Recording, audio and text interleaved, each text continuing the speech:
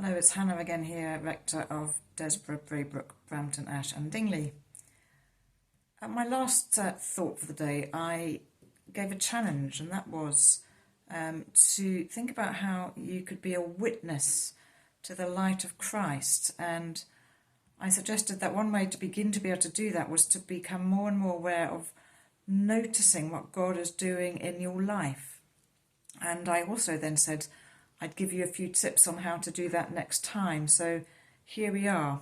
Bear with me a minute, because it might not seem to start with that what I'm saying answers that question, but I hope I will come back to it as you will see.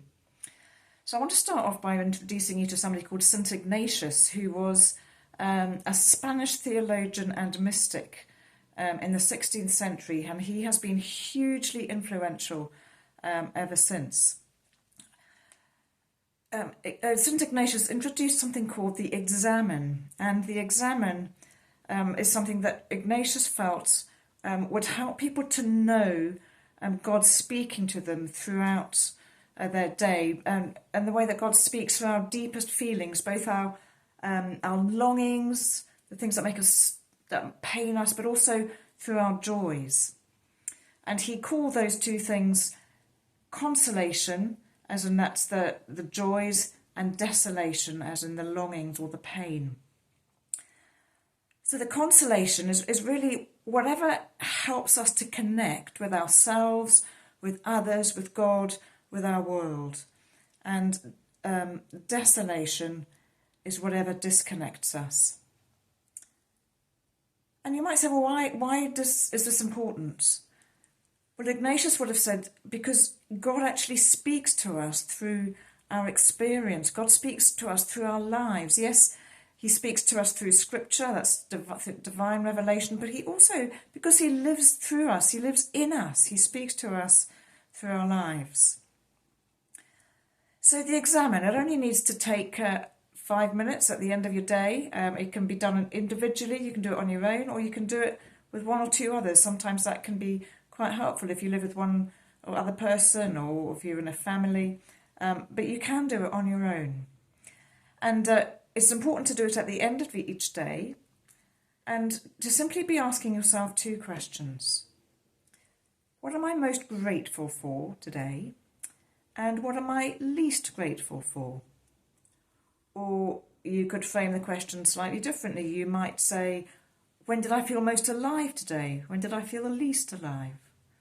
Or when did I have the greatest sense of belonging to myself, to others, to God, to the world? When did I have the least sense of belonging?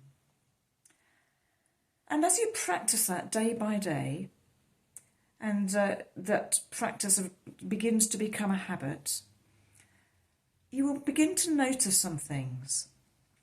You will probably begin to find that you become much more aware of where God is at work in your life.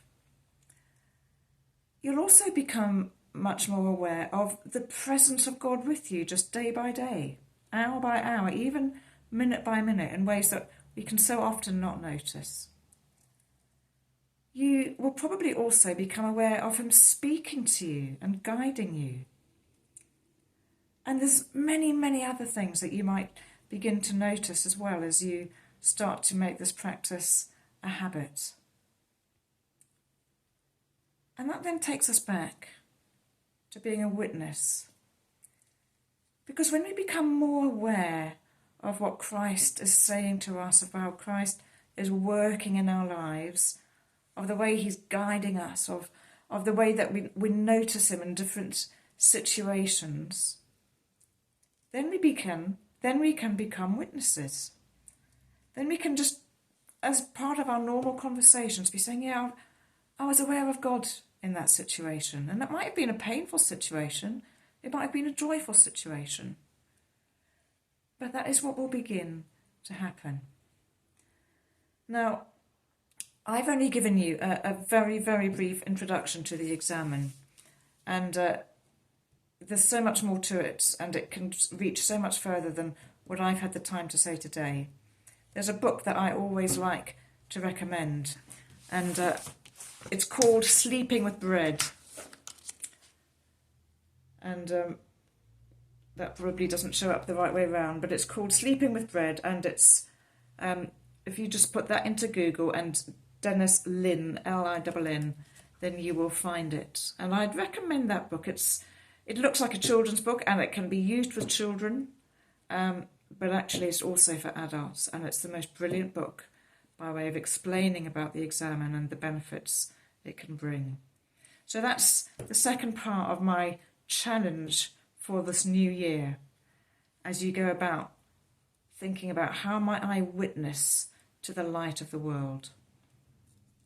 Maybe as a start, by starting a new practice and making it a habit, by practicing the examen. Let me know how you get on. God bless.